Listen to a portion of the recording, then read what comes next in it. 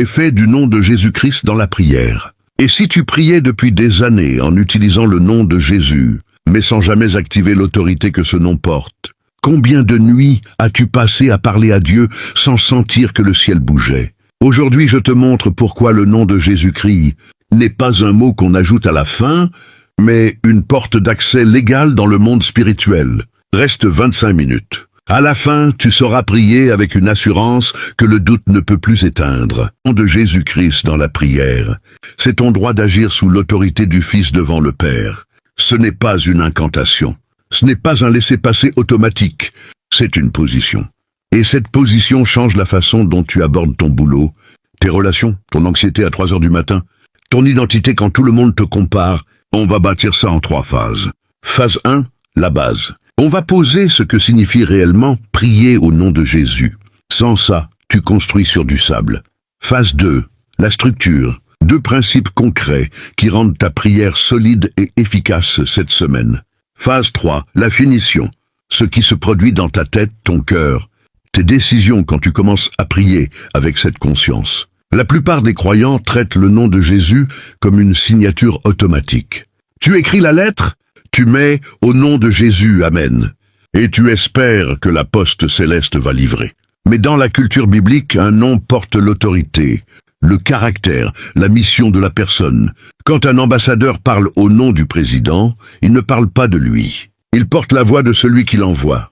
S'il sort de cette ligne, il perd son immunité. Écoute ce que Jésus dit lui-même.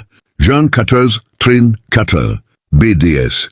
Tout ce que vous demanderez en mon nom, je le ferai, afin que le Père soit glorifié dans le Fils. Si vous demandez quelque chose en mon nom, je le ferai. Le « en mon nom » ne déclenche pas Dieu comme un bouton.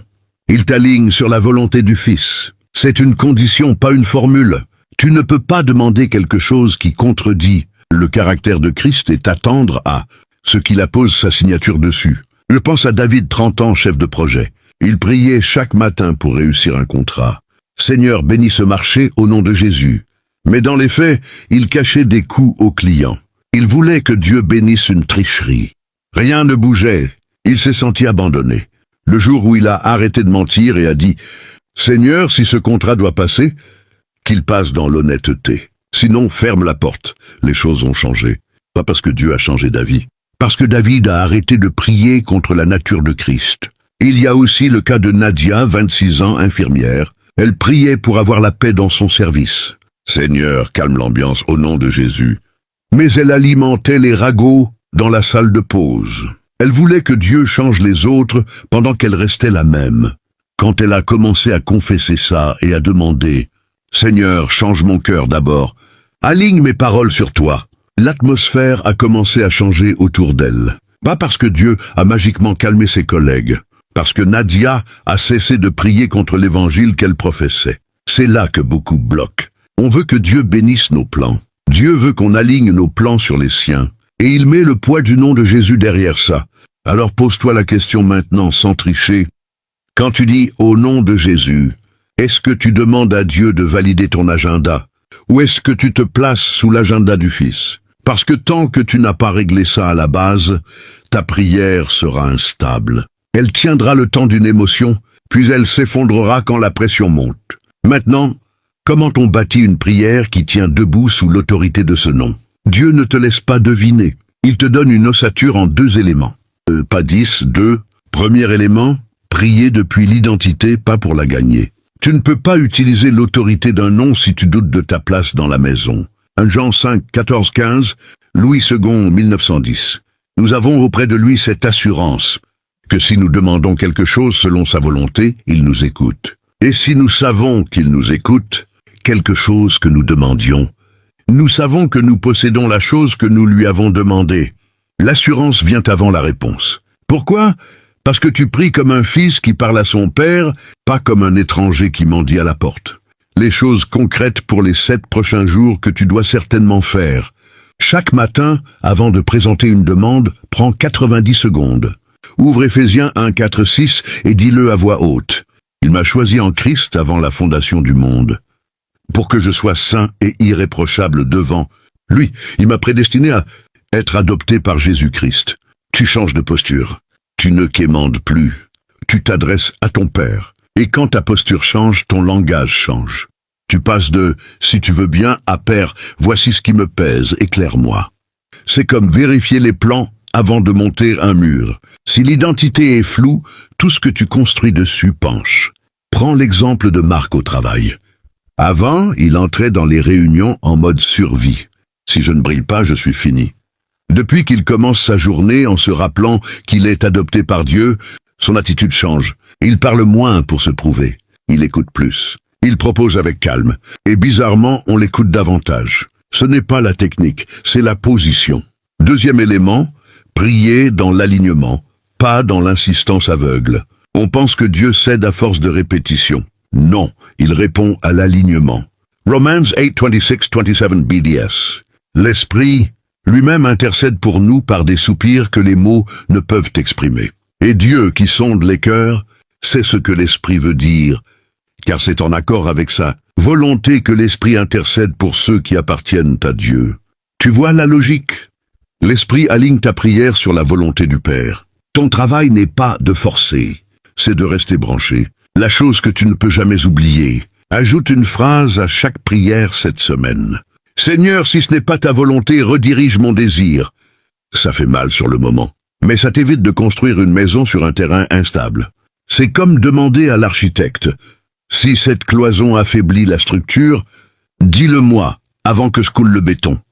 Tu perds 5 minutes maintenant. Tu gagnes 6 mois de réparation plus tard. Regarde comment ça s'applique dans une relation. Sophie priait depuis 1 an pour que son copain revienne. Seigneur, ramène-le au nom de Jésus. Quand elle a ajouté « si ce n'est pas ta volonté », change mon désir, elle a pleuré pendant 3 jours. 1 semaine après, elle a ressenti une paix qu'elle n'avait pas eue depuis des mois. 2 mois plus tard, elle a rencontré quelqu'un qui marchait dans la même direction qu'elle. Elle a compris. Prier dans le non, c'est laisser Jésus décider ce qui est bon. 2 éléments, identité, alignement. Avec ça, le nom de Jésus n'est plus un mot. Il devient une position légale depuis laquelle tu parles. Et le ciel répond à la position, pas au bruit. Alors concrètement, qu'est-ce qui change quand tu pries depuis cette position? Premièrement, l'anxiété perd son emprise. Tu n'es plus en train de supplier un Dieu distant. Tu es en train de parler à un Père présent. Tu peux te coucher à 2 heures du matin avec une demande non résolue et dormir. Pas parce que le problème a disparu, parce que tu sais que l'architecte ne dort pas. Psaume 121:4. Louis II, 1910. Voici, il ne sommeille ni ne dort, celui qui garde Israël. Je pense à Kevin, développeur. Il lançait une app et ne dormait plus. Il priait, mais c'était des nuits blanches à négocier avec Dieu. Le jour où il a dit « Seigneur, je te confie le code, le serveur, les clients. Fais ce qui est bon ». Il a dormi 7 heures d'affilée. Le bug n'était pas encore réglé, mais sa tête était en paix. C'est ça l'effet du non. Tu passes de la pression à la confiance. Deuxièmement, ta prière devient précise. Tu arrêtes de prier en général. Tu commences à discerner ce qui vient de Dieu et ce qui vient de ta peur. Je pense à Sephora à 27 ans. Elle priait pour un poste depuis 8 mois. Rien. Elle a changé sa prière. Seigneur, si ce poste est bon pour moi, ouvre la porte. Si ce n'est pas bon, donne-moi la paix pour le lâcher. 2 semaines après, la porte s'est fermée. Elle a pleuré. 1 mois après, elle a eu un entretien pour un rôle qu'elle n'aurait jamais osé viser. Elle m'a dit « J'ai compris. J'ai prié dans le non, pas juste avec le non. » C'est ça la finition. Quand la couverture est posée, tu comprends pourquoi les murs étaient placés comme ça. Il y a aussi le cas d'Yves, entrepreneur. Il priait pour des clients, mais il refusait de dire non aux mauvais deals. Quand il a commencé à prier « Seigneur, ferme les portes qui ne sont pas de toi », même si l'argent est bon, son entreprise est devenue plus stable. Moins de clients, mais plus de paix. Plus de cohérence. La finition, c'est quand tu vois que Dieu construit quelque chose qui tient sur le long terme. Troisièmement, tu retrouves une autorité tranquille. Pas l'autorité pour dominer les gens. L'autorité pour dire non à la peur, non à la honte, non à l'habitude qui te détruit. Mark 6-17, Louis II, 1910. Voici les miracles qui accompagneront ceux qui auront cru. En mon nom, ils chasseront les démons. Je ne parle pas de spectacle. Je parle de dire stop à la pensée qui te dit que tu es fini. De dire stop à l'addiction qui te vole ta dignité. Au nom de Jésus, tu n'es pas obligé de rester à terre. Pense à Léa et son rapport à la nourriture. Depuis 5 ans, elle combattait la boulimie. Elle priait, mais elle retombait. Le déclic est arrivé quand elle a commencé à dire à voix haute « Au nom de Jésus, je refuse cette pensée. Je ne suis pas défini par ça. » Ce n'était pas magique. C'était un combat, mais chaque jour, elle reprenait la position du Fils. Aujourd'hui, elle est libre depuis 14 mois. Pas parce que la tentation a disparu, parce que son identité a pris le dessus. Je sais que certains d'entre vous prient depuis des années et ne voient rien bouger. Je sais que ça use, mais la finition ne se juge pas quand les murs sont nus. Que ne dis pas qu'une maison est ratée parce qu'il manque la peinture. Dieu est en train de poser la couverture sur ton chantier. Accroche-toi. Philippiens 1:6, Louis II, 1910. Je suis persuadé que celui qui a commencé en vous, cette bonne œuvre la rendra parfaite pour le jour de Jésus-Christ. Regarde Abraham, 25 ans d'attente pour Isaac. Il a douté. Il a bricolé avec Agar. Mais Dieu n'a pas annulé le plan. Il a attendu que la base soit solide. Quand la promesse est arrivée, elle tenait. Ton chantier n'est pas à l'abandon. Il est en cours de séchage. Laisse le temps au béton de prendre. Voilà ton défi pour les 7 prochains jours. Pas de marathon. Un exercice simple. Chaque matin, prends 3 minutes avant ton téléphone. Minute 1. Rappelle-toi qui tu es. Je suis enfant de Dieu par Jésus-Christ. Minute 2. Présente une seule demande claire. Pas 10. Une. Minute 3. Termine par cette phrase. Seigneur, si ce n'est pas ta volonté, change mon désir. Je te fais confiance. Note ce qui change dans ta paix, dans tes décisions, dans la façon dont tu dors. Fais une chose bien tous les jours. C'est comme ça qu'une structure tient. Si tu veux aller plus loin cette semaine, fais ça. Choisis un domaine où tu sens que tu forces. Travail, relations, argent. Écris la demande en une phrase. En dessous, écris « Seigneur, si ce n'est pas toi, montre-moi pourquoi ». Et attends 24 heures avant de relancer. Tu vas voir, ton oreille spirituelle s'aiguise. Tu commences à entendre les noms de Dieu comme des protections, pas comme des rejets. Maintenant, je veux parler directement à celui ou celle qui est allé jusqu'ici. Tu as peut-être prié longtemps. Tu as peut-être l'impression que Dieu est silencieux. Je ne vais pas te donner une phrase magique. Je vais te conduire dans une prière. Ferme les yeux si tu peux. Mets ta main sur ta poitrine. Seigneur Jésus, je viens à toi maintenant. Pas avec des mots parfaits, avec un cœur ouvert. Merci parce que ton nom me donne accès au Père. Je confesse que trop souvent j'ai prié pour que tu bénisses mes plans. Au lieu de t'aligner sur les tiens, pardonne-moi. Aujourd'hui je choisis de m'arrêter. Je pose mes armes humaines. Je me tiens dans la victoire que tu as déjà gagnée à la croix. Père, rappelle-moi qui je suis. Je suis ton enfant par Jésus-Christ. Rien ne peut changer ça. Grave ta parole dans mon cœur comme on coule des fondations solides. Quand la voix du doute revient la nuit, que ta vérité réponde plus fort. Esprit Saint, aligne ma prière sur ta volonté. Si ce que je demande n'est pas bon pour moi, ferme la porte et donne-moi la paix. Si c'est bon, ouvre le chemin et donne-moi la sagesse pour marcher dedans. Je ne veux pas forcer une porte que tu fermes. Je veux marcher là où tu marches déjà. Je te remets mon travail, mes relations, mes peurs, mon identité. Sois le contremaître de mon chantier. Ne me laisse pas construire seul. Je choisis de rester branché à toi aujourd'hui. Je choisis de prier depuis la position que tu m'as donnée. Je te remets aussi les domaines où je me sens bloqué. La situation financière qui ne bouge pas. La relation qui me fait mal. La promesse que j'attends depuis des années. Je ne te demande pas de tout changer maintenant. Je te demande de changer mon cœur pendant que tu travailles. Et pour tous ceux qui écoutent, Seigneur, brise le mensonge qui dit qu'ils sont trop brisés, trop en retard, trop oubliés. Expose-le à ta lumière. Restaure l'assurance de ceux qui prient depuis des mois sans voir de réponse. Montre-leur que tu n'as pas oublié le chantier. Je déclare maintenant que nous ne prions pas en vain, parce que nous prions au nom de Jésus-Christ, le Fils bien-aimé, et le Père écoute le Fils. Alors nous sommes entendus, nous sommes aimés, nous sommes sécurisés. Merci Seigneur, merci parce que tu ne te lasses pas de nous. Merci parce que ton plan est plus grand que notre impatience. Merci parce que même quand je ne vois rien, tu construis. Au nom de Jésus-Christ, Amen. Si cette prière a parlé à ton cœur, écris Amen en commentaire. Dis-moi. Mon frère, ma sœur, dans toutes choses, recherche la volonté de Dieu. Mon frère, ma sœur, dans toutes choses, recherche la volonté de Dieu. Et sache que toutes choses concourent au bien de ceux qui aiment Dieu, de ceux qui sont appelés selon son dessein, selon les plans de Dieu, selon son dessein. Mon frère, ma sœur, dans toutes choses, recherche la volonté de Dieu. Mon frère, ma sœur, dans toutes choses, recherche la volonté de Dieu. Fais ta part en marchant dans la sanctification. Fais ta part en veillant sur ton cœur. Fais ta part en veillant sur les portes de ta bouche. Oui, sur les portes de ta bouche. Et Dieu accomplira le reste. Et Dieu accomplira le reste.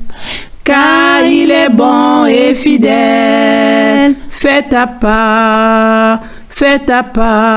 Oui, fais ta part. Mon frère, ma sœur, dans toutes choses, recherche la volonté de Dieu. Mon frère, ma sœur, dans toutes choses, recherche la volonté de Dieu. Et sache que toutes choses concourent au bien de ceux qui aiment Dieu, de ceux qui sont appelés selon son dessein, selon les plans de Dieu, selon son dessein. Mon fils, ma fille, dans toutes choses, recherche la volonté de Dieu. Mon fils, ma fille, dans toutes choses, recherche la volonté de Dieu. Dans la souffrance, recherche la volonté de Dieu. Dans la maladie, recherche la volonté de Dieu.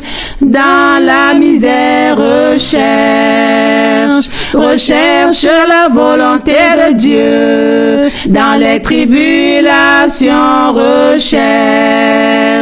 recherche la volonté de Dieu. Dans les angoisses et la tourmente, recherche la volonté de Dieu. Dans les conseils, recherche la volonté de Dieu. Dans les projets, recherche la volonté de Dieu.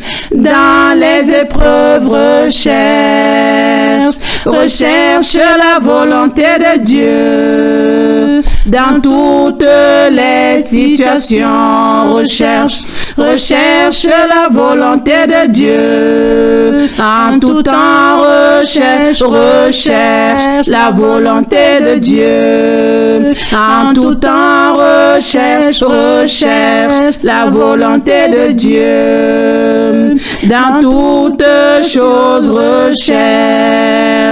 recherche la volonté de Dieu. Fais ta part, oui, fais ta part. Et Dieu accomplira le reste. Et Dieu accomplira le reste. Car il est bon et fidèle. Fais ta part, oui, fais ta part. Mon mon frère, ma sœur, dans toutes choses, recherche la volonté de Dieu. Mon frère, ma sœur, dans toutes choses, recherche la volonté de Dieu. Et sache que toutes choses concourent au bien de ceux qui aiment Dieu, de ceux qui sont appelés selon son dessein, selon les plans de Dieu, selon son dessein. Fais ta part, oui, fais ta part, fais ta part, oui, fais ta part.